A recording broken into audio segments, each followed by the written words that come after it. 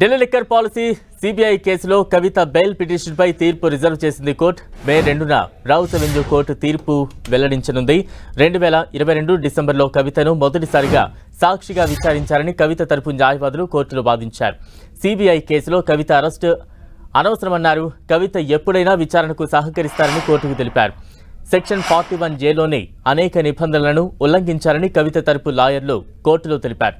ఇదిలా ఉండగా కవితకు బెయిల్ ఇస్తే కేసు దర్యాప్తు ప్రభావితం అవుతుందని సిబిఐ తరపు లాయర్లు కోర్టుకు విన్నవించారు. ఇరుపక్షాల వాదనలు విన్న న్యాయమూర్తి తీర్పును రిజర్వ్ చేశారు.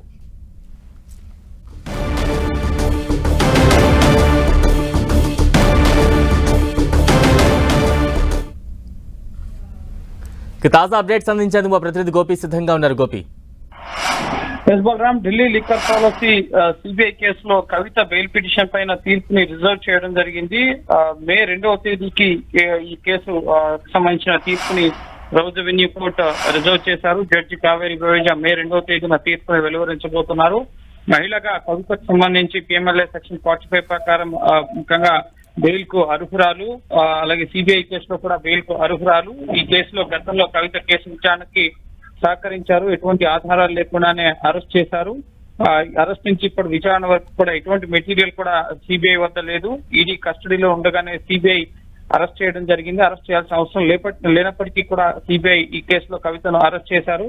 ప్రస్తుతం బీఆర్ఎస్ పార్టీకి స్టార్ క్యాంపైనర్ గా కవిత ఉన్నారు. చిదంబరం కేసులో తీర్పు కవితకు విషయంలో ఖచ్చితంగా వర్తిస్తుంది. సో 7 ఏళ్లలోపు శిక్ష పడే కేసులకు అరెస్ట్ అవసరం లేదని చెప్పి కూడా కవిత తరపు న్యాయవాది వాదనలు వినిపించడం జరిగింది. అరెస్టుకు గల సరైన కారణాలు కూడా లేవని చెప్పి వాదనలు వినిపించారు. అయితే సిబిఐ తరఫున ప్రధానంగా ఈ కేసులో కవితకు బెయిల్ ఇస్తే కనుక దర్యాప్తును ప్రభావితం చేయగలుగుతారు, సాక్ష్యాలను ఆధారాలను తారుమారు చేయగలుగుతారు. లిక్కర్ కేసులో కవిత కీలకంగా ఉన్నారు కాబట్టి కేసు కీలక దశలో ఉన్న తరుణంలో కవితకు బెయిల్ ఇవ్వొద్దని చెప్పి సిబిఐ తరఫున వాదనలు వినిపించడం జరిగింది. సో ఇరుపక్షాల వాదనలు విన్న తర్వాత తీర్పుని జడ్జి కావేరి బవేజా రిజర్వ్ చేశారు. మే 2వ తేదీన తీర్పును వెలువరించబోతున్నారు. ప్రస్తుతం కాసేపటి క్రితమే Delhi liquor policy money laundering కేసులో కవిత బెయిల్ పిటిషన్ పైన ప్రస్తుతం వాదనలు కొనసాగుతున్నాయి. కవిత తరఫున అభిషేక్ మను సింఘ్వి వాదనలు వినిపిస్తున్నారు. మనీ లాండరింగ్ కేసులో కూడా కవితకు బెయిల్ ఇవ్వాలని చెప్పి పిటిషన్ దాఖలు చేయడం జరిగింది.